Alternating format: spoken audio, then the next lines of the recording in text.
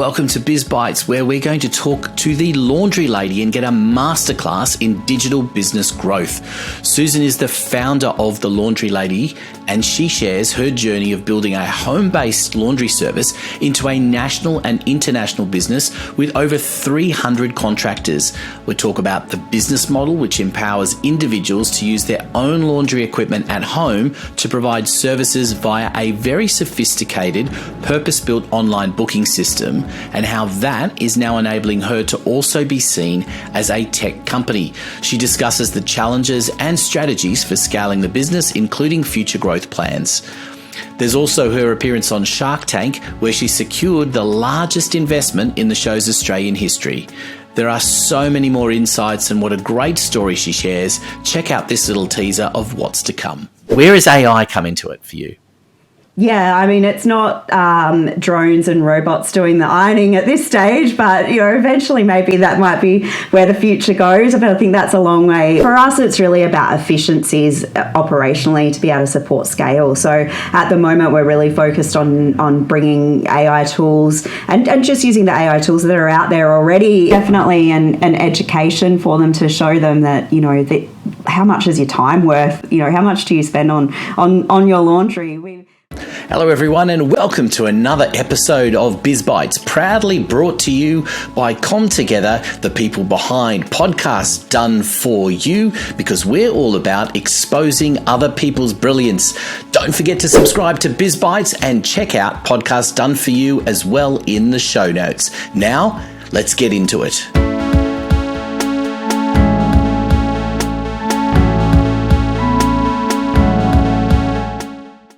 Well, hello everyone, and welcome to another episode of 𝗰𝗀𝘀𝘀𝗀𝗀, and we've got a really interesting guest today. The Laundry Lady has built this amazing business that I think we've got a lot to learn from, going from working from home, being a mum, to building a business on her own, to building something that is now a national and international scale, I believe. So we've got a lot to learn from Susan. So welcome to the 𝗰𝗀𝘀𝘀𝗀𝗀 program. Thank you for having me. I'm very excited to be here. Look, I suppose that, normally with guests, what I do is say to them, introduce your business. It's kind of obvious, but I think it's obvious on a base level, but it's much bigger than the base level perhaps would suggest. So do you want to how would you introduce your business?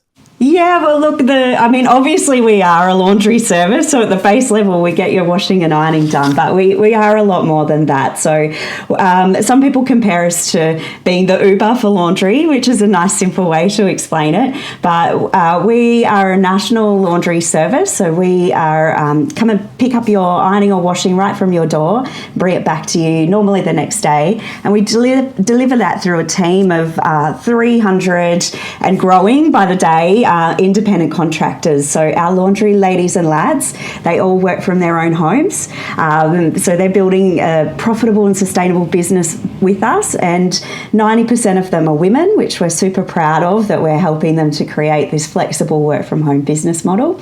And it's all online booking. So, like all of the ride shares and everything that you love to do online now, that's how we've really grown our business. So you go onto the website, you type in your suburb and book online, and you'll see all the available laundry ladies and lads in your area that can come and pick up your laundry and help you save time, because we all have it and it's never ending. So that's really our vision for our business, is helping people save time. Okay. Well, there is so much to talk about in this as well. So let's talk about the model firstly, because this is the interesting thing, isn't it? I mean, you reference Uber there, and I suppose that is the starting framework for a number of businesses that have now developed, is that you're using your existing infrastructure. So this is not about creating laundromats, physical locations, is it? This is quite different. That's right. And so it's really about empowering people who are working from home to use their own equipment. So using their own washing machines and dryers that they already have, and making money out of that for our contractors, using their own cars and going and picking that up. So we are creating that service within a domestic environment, but we do service a really broad range of customers, so business and residential customers. You might think there's lots of different laundry services out there, but actually there's not a lot of services that do this kind of low to mid volume space. So there is a lot of providers in that really big size of laundry space, like the big commercial guys who'll go and do the hotels and things like that. Obviously we're not going to do that from our home laundries, but in the low to mid volume space there's actually a huge number of customers that fit into that space, and the big guys don't want to service them. So that's places like beauty salons and medical clinics and Airbnbs, through to busy families and NDIS customers, aged care, and lots more. It's really helping our contractors put their washing machine to good use. Yeah, and I was going to say, how do you? There obviously are still laundromats and still some services around that do ironing and washing for you. Not as many, perhaps, as there might have used to have been. But do you find yourself you're competing with those services? Because they would have significantly large, even though they might be servicing local people, they're still they would have bigger equipment and bigger facilities. So how do you compete with that? Yeah, actually, we actually have a lot of laundromats who are our contractors as well. So, majority will work from home, but we have some who run a laundromat and want to, just add more value to their services that they provide there.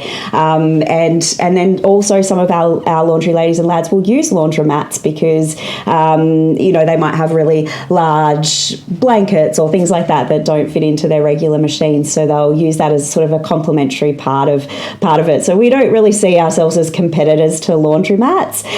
Really, it's a complementary part of the service, and we love to work with local laundromats as well to be able to deliver even more services. Hey, we hope you're enjoying listening to the 𝗰𝗀𝘀𝗀𝗃 podcast. Have you ever thought about having your own podcast, one for your business, where your brilliance is exposed to the rest of the world? Well, come talk to us at Podcasts Done For You. That's what we're all about. We even offer a service where I'll anchor the program for you. So all you have to do is show up for a conversation. But don't worry about that. We will do everything to design a program that suits you, from the strategy right through to publishing and, of course, helping you share it. So come talk to us, podcastdoneforyou.com.au, details in the show notes below. Now, back to 𝗰𝗀𝘀𝗀𝗃. So the interesting thing about this is that you started scaling this business, in 2021, is that right? That's right, yeah. And that's on the back of COVID. When people are at home. So it's almost counterintuitive to have a service that does this for you when there are more people spending time at home. So first, I suppose the first thing is just how did COVID actually impact that decision? I gather you were working towards that prior to COVID happening anyway, but how did all of that impact? So I actually started it back in 2012, and I was the original laundry lady and just doing laundry services in my local area, which is when I really learnt about the business and what could work and how scheduling could work and all of those sorts of things. Due to life and other commitments, I sort of had to return to work full time, and it was really hard and I'm sure a lot of people who are starting out a business, I can understand this, you get kind of stuck working in the business or you get stuck working, full time in another job, and it's really hard to make that leap to leave the job because you need the income and commit to the business. And that was certainly where I was at for many years in the lead up to COVID. And I always said, I had this model in place. I had about 10 contractors, working with us, but I just, was trying to juggle that with working full time. And so when COVID hit, it really was a little bit of a dream come true for me in a lot of ways, because, there were lots of different government handouts in that time. There was JobKeeper, there was, all sorts of things which really gave me the 6-month runway that I needed in the business to be able to come back to it full time and really commit to growing it, without having that full-time income at the same time. And so that's what happened. So I committed to the business and almost restarted it in a way after COVID, and started to grow it. And so my first plan was to launch into Melbourne, because I thought there was not so many lockdowns in Melbourne, which was obviously very ill-informed, because they had the longest lockdowns in the world. But we started in Melbourne, and so laundry is an essential service. It still continues, and obviously there were some customers who weren't operating during that time, like beauty salons, for example. So we didn't have those types of customers. But there's a lot of people who physically or mentally can't do their laundry. For example, our NDIS customers who absolutely need to have services, and residential customers as well. A lot of people were working from home during that period, and even though you think, I've got time to get my washing done, sometimes you just don't. On top of trying to homeschool and do all the other things. So there really is no shortage of laundry. Like, obviously we all have it, and a lot of businesses have it as well. So there is a real never-ending and recurring nature of our business model. So it was certainly slower growth right in that COVID period, when we were in lockdowns and things like that. But as we started to open up again, it was super busy, and that was really a period of rapid growth for us. Yeah, I can imagine it was, and I mean it's opportunistic to do that, because I think on the one hand, while COVID sort of seems like a strange place to start with a business that is working from home, on the other hand, the one thing that happened as a result of COVID, more and more people are working from home. So this provides an opportunity to, whether it's a side business or an additional business. And I gather, tell me a little bit about the kinds of people that have taken up the opportunity to work with you. Yeah, we certainly made working from home cool way before COVID with our business model. But, people are really focused on having that kind of flexibility and being able to work from home. A lot of people who join us, really resonate with my story of why I started, which was because I was a new mum and I'd left my corporate career, and I just didn't want to be juggling that type of work as well as being a new mum, and, missing all the things at school and not being able to go to my son's sports days and all of those sorts of things. And so that was why I started, and a lot of our laundry ladies and lads join us for that same flexibility, whether it's to be there with their kids, or whether it's to look after elderly parents, or it might be husband and wives who want to be able to work from home and work together. So not, as I said before, 90% of our laundry ladies and lads are women, which we're really proud to be able to support a lot of women who, might be starting a business for the first time, or working from home for the first time, or returning to work for the first time after having kids, and to be able to give them what's not just a flexible business. I guess we're quite different to gig economy like Uber and ride shares and Airtasker, because we have a very recurring and sustainable model within our business, because laundry never ends. So, our contractors are really getting a very sustainable level of income once they build to that level. So, they're getting that repeat business every week or fortnight that brings to that. So, yeah. I think it is a really interesting thing, because that's exactly it, isn't it? That it's the recurring income which is going to create the biggest attraction for people.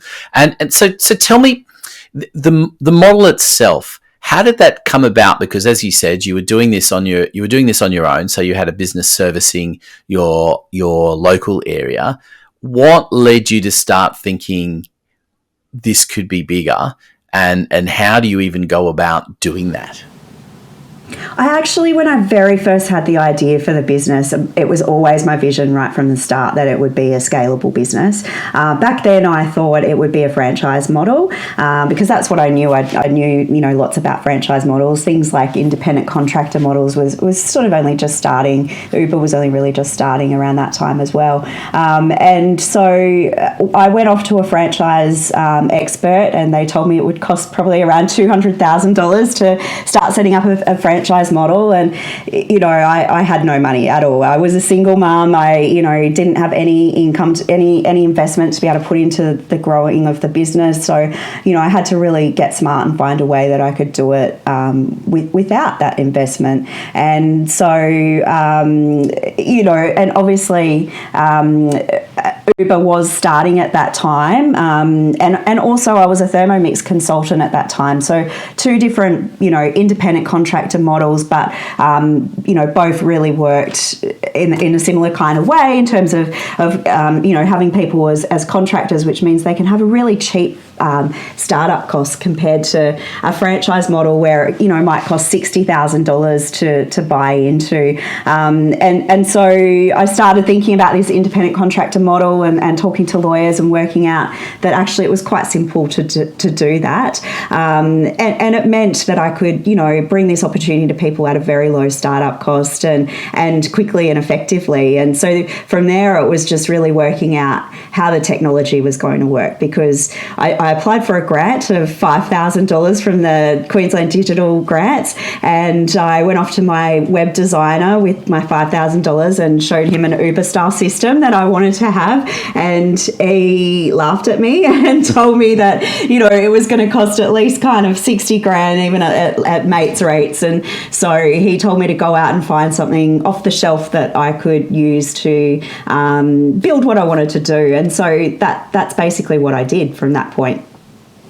Yeah, because I was going to say that's one of the things, isn't it? That the technology has to be there to make this as easy as possible for people, both obviously for the potential clients, but also for all the contractors to easily and quickly get all that information and to make it seamless and transparent. Because I imagine the way you've got it set up is that it runs itself, that you don't need an IT person overseeing it full time, do you? So we started with this kind of off-the-shelf system that was built for salons, which was a booking platform, and connected that to a whole lot of different programs to be able to run the business. But we really outgrew that a couple of years ago as we were scaling, and we always knew that would happen. But it costs a lot of money to get the tech created. Yep. But we now have our own technology platform that we've created and spent quite a lot of time and resources to build that and to build it custom made for all of the different aspects of our business. So it's an online marketplace, but it's also an enterprise resource planning system that manages every part of the contractor's journey as well as the customer's journey. So that's taken us a really long time to get to the point of having our own technology. But now that we have that, to be able to support our future scaling plans, we'll be absolutely investing huge amounts of money into that technology, to put AI into it and all sorts of things to make it, really, really be able to support that fast scale that we're planning to do. So talk to me about that platform. I mean, what does it need to do outside of the obvious, which is okay, I'm coming on as a client, I've got some washing, potentially some ironing to do, here's my address, someone's going to come and pick it up on this day and deliver it back, and this is what the price is. That's the obvious part of it. But I imagine there's a lot more happening on the back end, particularly for the contractors to learn the business and manage their part as well, because that would be, you've got to manage that as well, don't you? Because if they're working from home and they've got, I imagine, like one or sometimes two washing machines, I guess, if they scale, it's how do you actually manage to do that? Because if suddenly you've got 10 people that want their washing done today and they've all got, 2 bags, suddenly you might be in a bit of trouble trying to do that at home by yourself. Yeah, that's right. And so it is so much more than just a booking and scheduling platform, but even the booking and scheduling part of it has incredibly advanced technology behind that within the algorithms that are managing that. So all of our contractors can set their own schedules and times that they will do their pickups. So when you go to the website and you type in your suburb and you see who's available there, that'll be looking at, their availability in terms of when they can do pickups. It'll be looking at things like their capacity around how much they can do within those pickups, as well as looking at what actual areas each of them service, because it can be different for all of them. So we really work with our contractors to make sure that they, are operating in an area that suits them, that's close to their house and home, as well as, that's going to get them customers. So that's kind of the easy part, but also has some very complex behind it. But then it manages every part of, our contractors' business, so journey. So there's an app that the contractors sign into, which they see all of their bookings. They see a dashboard which manages all of their workflow. It also has real-time messages. So you'll get a message to tell you your ironing is on its way, or we're coming to pick you up. Those types of things, through to invoicing and payments. And our payments model is super sophisticated in terms of being able to support different payment options for businesses and for NDIS, which have really complex invoicing requirements. And then it also manages other parts of their business, so their commission payments, which there was actually no tools on the marketplace that we could manage our commissions. So just moving into that system now has saved us in our head office 3 days a week in terms of actually creating our commissions compared to how we had to do that before. And also, some great tools like energy management. So we've got connection to energy monitoring devices in contractors' homes, where they can see how much their laundry appliances are using in terms of energy. They can measure the cost of that, which helps them with their tax as well. And it's really a management tool for every single stage of their business. And then for head office as well, it's a really important tool for us, because we use a lot of the data that's in there to be able to manage how we market and where we put our paid advertising and all of those types of things, through to looking for efficiencies and help and supporting our contractors. So it's quite an extensive advanced technology system that has taken a lot of time to build, and we will definitely be enhancing that a lot more in the years to come. I think that's this it's amazing really what when you start unpacking it and thinking about all of these things, what all the options are of things that you have to do with it. It's I suppose it starts going into, do you start offering deals as far as electricity is concerned, because you've got, so how many individual operators have you got now? Yeah, so we've got about 300. We've got 9 in New Zealand, and the rest are all throughout Australia, so in city and regional areas. And yeah, there's lots of things that we provide them with supplies, so things like laundry liquids and bags and things like that. And we can get data from that system to tell us how many washing loads they're doing, so we know how much detergent we need to order and those types of things. As we get more volume in our team, we'll certainly be able to bring a lot more benefits to our team around things like fuel or energy discounts, and we certainly have a lot of those kinds of things in place now with insurance and things like that. Yeah, I can imagine. And so talk to me about the AI part as well, because I'm fascinated at how you envisage AI coming into, because on the face of it you think, wow, you're doing people's laundry. Where is AI come into it for you? Yeah, I mean, it's not drones and robots doing the ironing at this stage, but, eventually maybe that might be where the future goes. But I think that's a long way off. For us, it's really about efficiencies operationally to be able to support scale. So at the moment, we're really focused on bringing AI tools and just using the AI tools that are out there already in a lot of cases to, manage our customer service much more efficiently. things like chatbots are a really great tool in being able to do that, and we'll be launching our chatbot very, very soon. And AI tools around reporting, again, which there's lots of things, that you can use already around that. Where we'll really be building our own AI technology into our system is really around the sophistication of that location and capacity management of our service providers, making sure that we've got enough supply to meet demand, all of those kinds of things. That's where we'll really be building some of those AI tools in that to streamline that.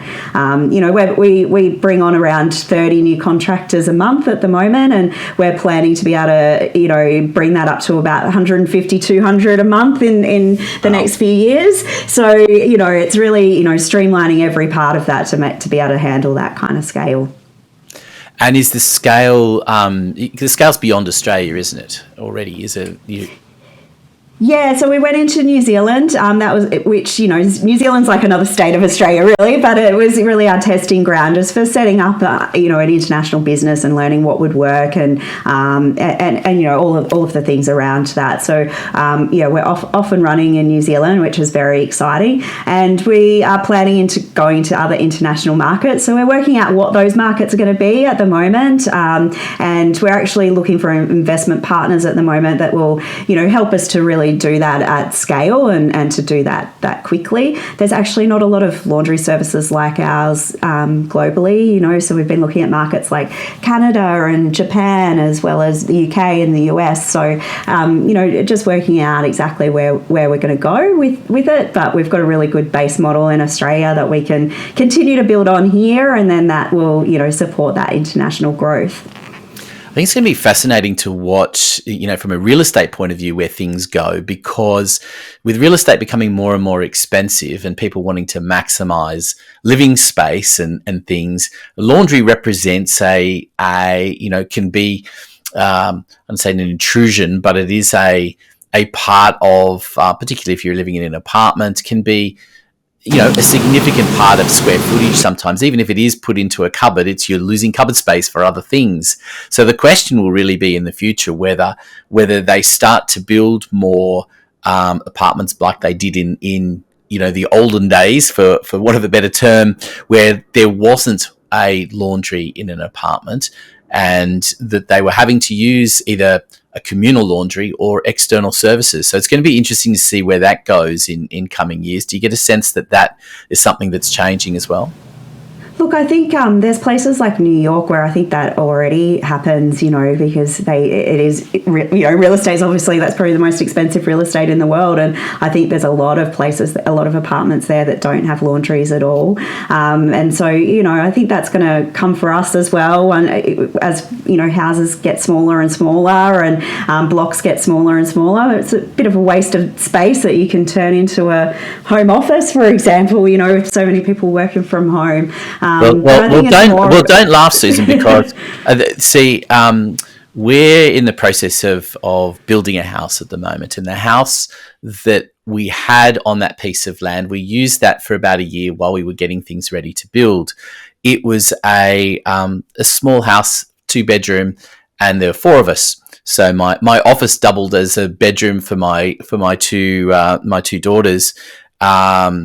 Both in their 20s, mind you, as well. So that was a significant thing to share that 3 ways. But we had a laundry, and my wife is an artist and decided to use the laundry as her art area, which meant we didn't have a laundry. So it was actually quite a nice long room with plenty of space. And so she was able to spread out and do it for her artwork there. Perfect, because it has a sink and things that she can use.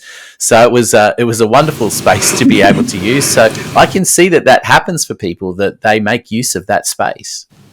Yeah, I think Australia is one of the very few countries that actually has big laundry spaces in their homes. I think a lot of countries, it is just part of their kitchen or whatever that is. But I think more than that, it's also people just hate doing laundry, right? It's never ending, and there's always a pile of clothes somewhere that you've got to fold or put away or wash again, and it's just that constantness of laundry. I think that just people hate. So that's where our service comes in, to just, save people time and get them to not have to do that, so they can focus on other things in their life that they'd rather be doing, like artist.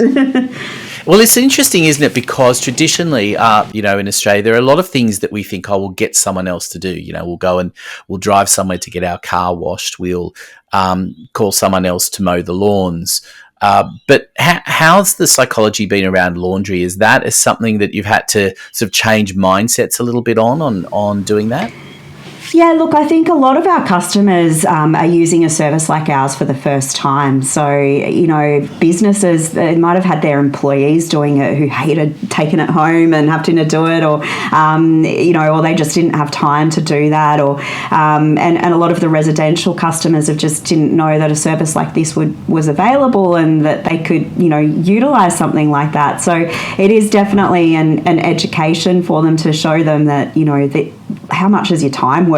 How much do you spend on your laundry? We've got a business customer just locally that we were chatting to the other day who does colonics, and she was saying this service is now saving her 4 hours a week. I mean, 4 hours a week's a lot of time when you're time poor, when you're trying to run a business and be there for your customers, as well as be connected to your family, and if you've got little kids as well that you're trying to manage, it's a lot to try and fit that extra 4 hours in every week. So, outsourcing, I outsource everything. Every week I feel like I'm signing up to something new because we're all poor on time. And so anything you can do to create more of it is, I want to be able to spend time with my kids, or sometimes I want to not spend time with my kids and get time away from my kids, whatever it might be. But, it's anything you can do to give you more time back for that is amazing. Yeah, I 100% agree with you, and I think that's it's whether you're in business or in your personal life, choosing what you spend time on. There's nothing worse than sort of going, I've got to do all of these sort of household things, when you can get someone else to do a lot of them. Of course, it all comes down to managing budgets and things, and it depends. But certainly, from a business point of view, there's a false economy, isn't there? That you think, I can save money by doing it myself. But if you actually work out how much time it takes you to do it, and not, add in the costs of the equipment and all the other bits and pieces, and real estate can sometimes be an impact there as well. And suddenly you think, well, it just doesn't actually make financial sense to keep doing it yourself. Yeah, exactly. How much is your time worth? I think you've always got to be measuring that and counting that. And, we certainly see a big increase in bookings every Sunday night when people get to the end of their weekend and think, oh my God, I haven't done my washing. And that's when we see our biggest jump in terms of new bookings from customers who need help with that. And it's not always washing, sometimes it might be just ironing, which ironing, I feel like if once I get my ironing pile done, I've tripled the amount of clothes I've got in my wardrobe. Plus, just that feeling of getting your clothes back and it's all ready to go and you just put it straight away is such an amazing feeling in your week. Now, for everyone listening in, we're going to have a little bit of a bonus section. So people will be able to tune into that. We'll provide a link later on where we're going to talk a little bit about growing the digital platform and really growing this business. So stay tuned for that. But right now, I wanted to go back a little bit, and I know you touched on your corporate background, but give me a little bit of a sense of you, where it all began. Were you an entrepreneur? Was that the budding thing that you wanted to be when you were coming out of school? Like, what was the dream at that point, and what was the career path? So when I finished school, I went and studied a Bachelor of Business in Tourism, and went off and worked within the tourism industry, but very much on the business development side. So I was working in a membership organisation, and that sort of led to a career in government. And I worked for Austrade, the Australian Trade Commission, for about 8 years, which was a fantastic job because I got to help businesses, export internationally, which is a really exciting stage for businesses because it usually means they've, got to a point of success and want to, scale that. And so, I was really always very passionate about helping business, and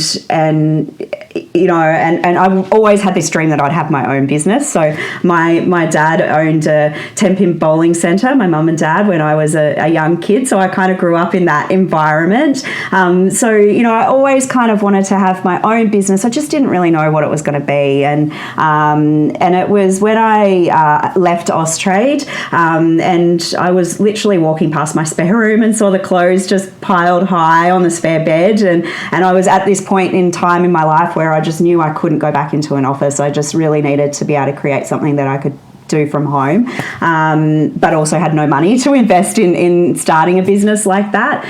But saw the clothes piled high and thought, wow, I could really do with a service like this.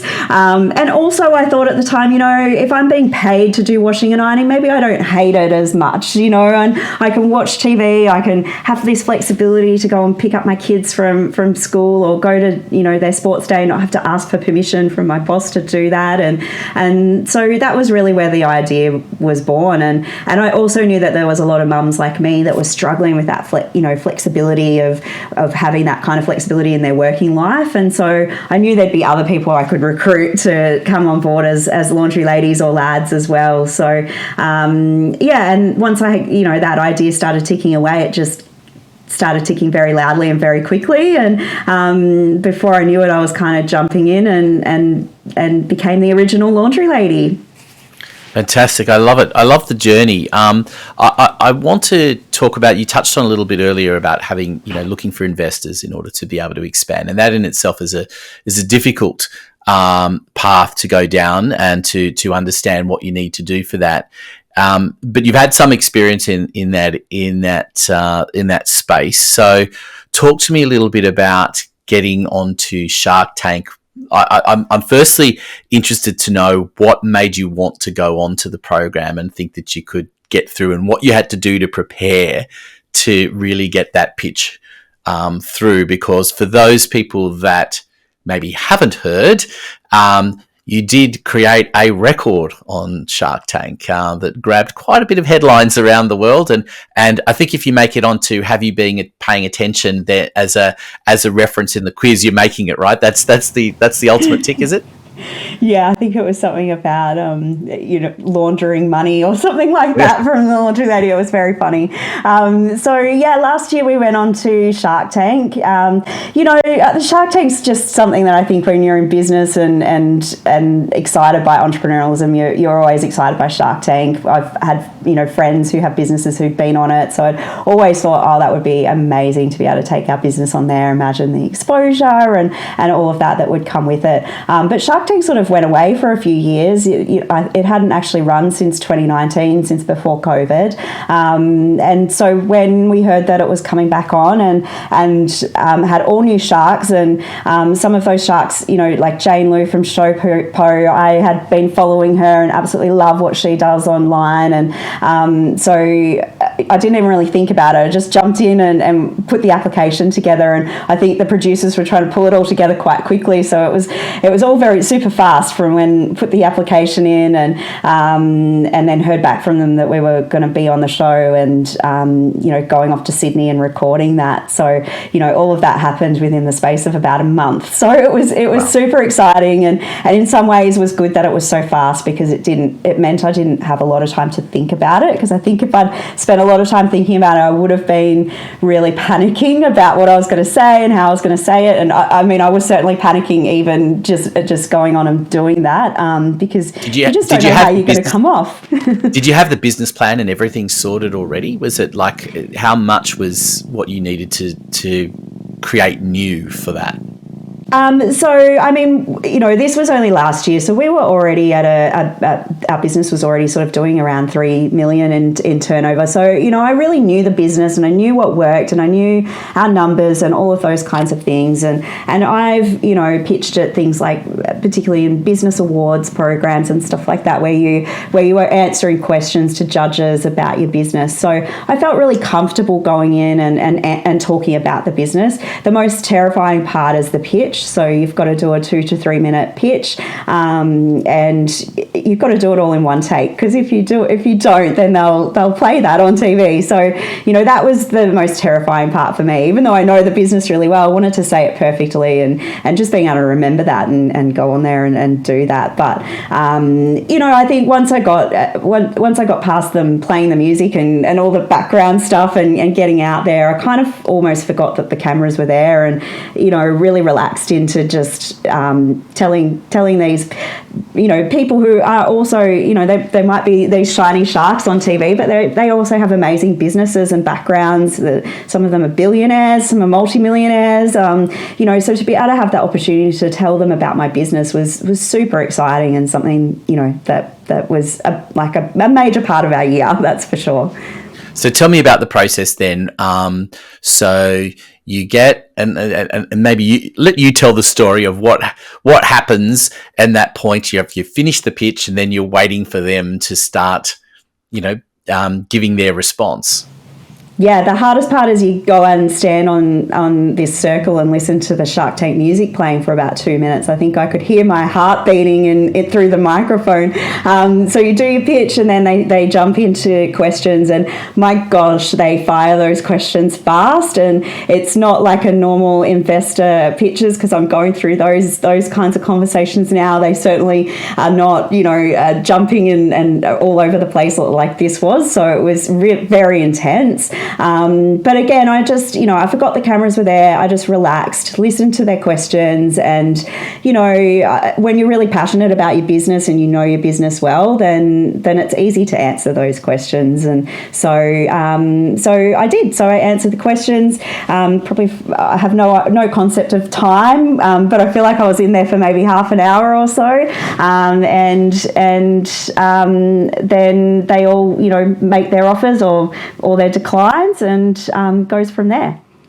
And so tell us about that moment of getting the offer, because kind of blew everyone away. I'll let you tell what the offer was.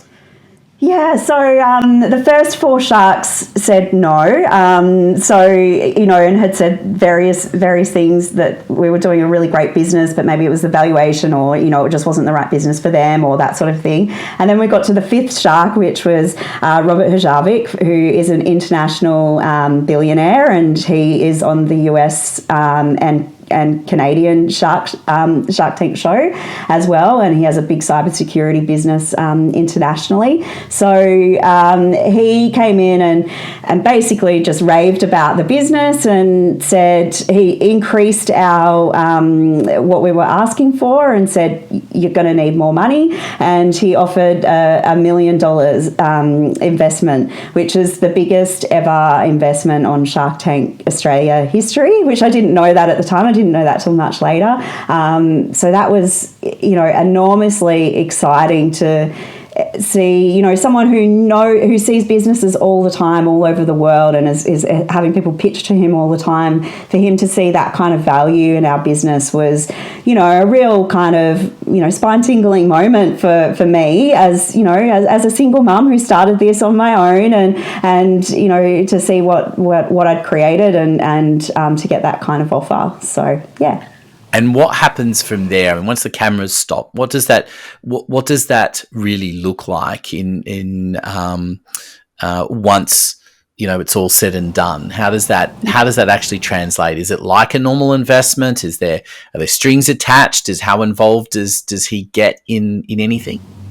Yeah, so you certainly don't wake up the next morning and have $1 million in your bank account. That would be lovely, but no, obviously it's still a handshake deal on television. You still go through the normal processes of due diligence that any investment would go into. The hardest thing was really that it was another 6 months before the show aired. So I had to fly back home and I had to keep the whole thing to myself for a really long time, and that was really hard because I'm a bit of an open book and tell people everything. And so, we couldn't even tell our contractors that we'd been on the show or anything like that. And so, we spent a lot of time just preparing for when it was going to air and what that was going to look like. And the main goal of going on the show was getting the exposure. And so we really spent a lot of time just getting ready for that and, getting our website ready, getting lots of social campaigns ready and all of those kinds of things.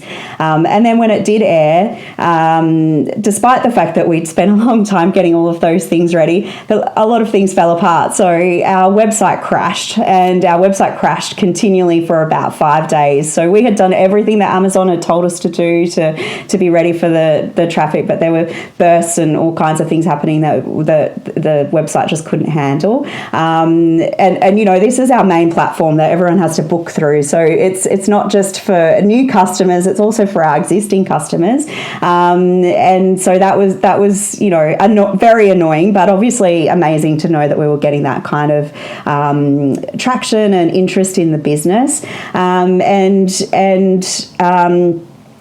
And then our Facebook account got hacked, which didn't happen immediately after Shark Tank, but it happened fairly quickly after Shark Tank. So it may have or may not have had something to do with it. We don't know. But if anyone's had their Facebook account hacked, we've had it happen a couple of times, not just from Shark Tank, but earlier than that as well.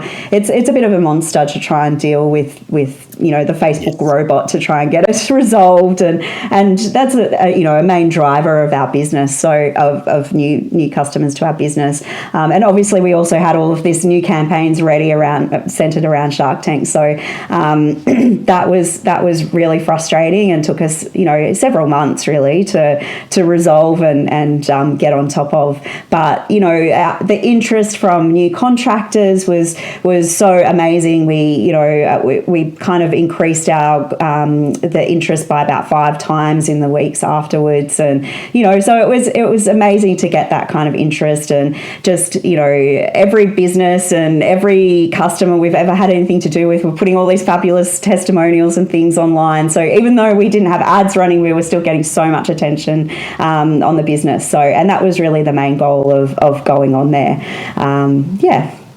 Fantastic. Well, look, we're going to talk a little bit more about growing digitally in our bonus content in a moment. I guess I just wanted to finish up with asking you about what is driving at the moment for people to want to be in contact with you, both from becoming a contractor and also wanting to use your services. What is the primary driver at the moment? Yeah, look, certainly we have a big reliance on digital advertising, be that paid advertising or organic as well. I think one really supports the other, so it's important to do both. And we also, really focus on other media that we can use. So things like coming on podcasts and we go into lots of awards programs and, go along to a lot of different events and things like that as well. And obviously, go on Shark Tank and things like that. I think, when you're in business, you've got to not be shy. You've got to go out and talk about your business wherever you can, because you never know where you're going to get a customer from. It might not be from where you think it is, from your paid ad. It might be someone listening to this podcast who thinks, I hate my laundry, I'm booking it in right now. So, but we have a really low customer acquisition cost, so we, really focus our ad campaigns very heavily around the locations and some of those things that we were talking about before around the digital system and the data that comes out of that, so that we can really effectively drive customers to the business. Excellent. We're going to talk about that a little bit more in a bonus section in a moment. Just before we end this part of the podcast, letting listeners know we've got a special offer for a discount code that Susan's kindly put together for us. So we're going to put that information into the show notes for people, so you can check out the service and test it out for yourself and get a little bit of a discount in trialing that out, which is exciting to be able to do. And I'm sure many people are looking at a pile of washing at the moment thinking, what a really good idea. Let's get someone else to do it for us and test it out and see how it functions. So thank you for putting that offer together. And I'm so fascinated by the story, and thank you so much for sharing it, because it's quite a journey in a relatively short period of time to grow the business as you have, and seeing, you've already got one big investor from Shark Tank, and you're out there looking for more as well, which I think is an important thing that people understand. There's many aspects to your business and what you're doing at the moment, so it's a big learning curve, I'm sure, but one that I can see that is really starting to see this business grow in a very big way. So I think we're probably on the cusp of something that's going to go quite global, I can see.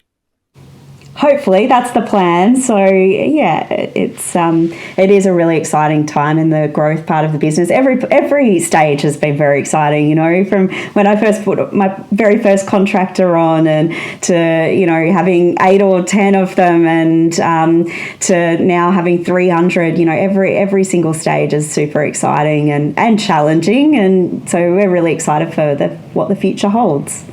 Fantastic. Well, thank you so much for being a wonderful guest on the 𝗰𝘀𝗀𝗀 program. And as I said to everyone, stay tuned for the bonus content that we're going to make accessible through a link in the show notes. But for now, Susan, thank you so much for being part of 𝗰𝘀𝗀𝗀𝗀. Thank you. Thanks for having me. Hey, thanks for listening to 𝗰𝘀𝗀𝗀𝗀. We hope you enjoyed the program. Don't forget to hit subscribe so you never miss an episode. 𝗰𝘀𝗀𝗀𝗀 is proudly brought to you by Podcast Done For You, the service where we will deliver a podcast for you and expose your brilliance to the world. Contact us today for more information. Details in the show notes. We look forward to your company next time on 𝗰𝘀𝗀𝗀𝗀.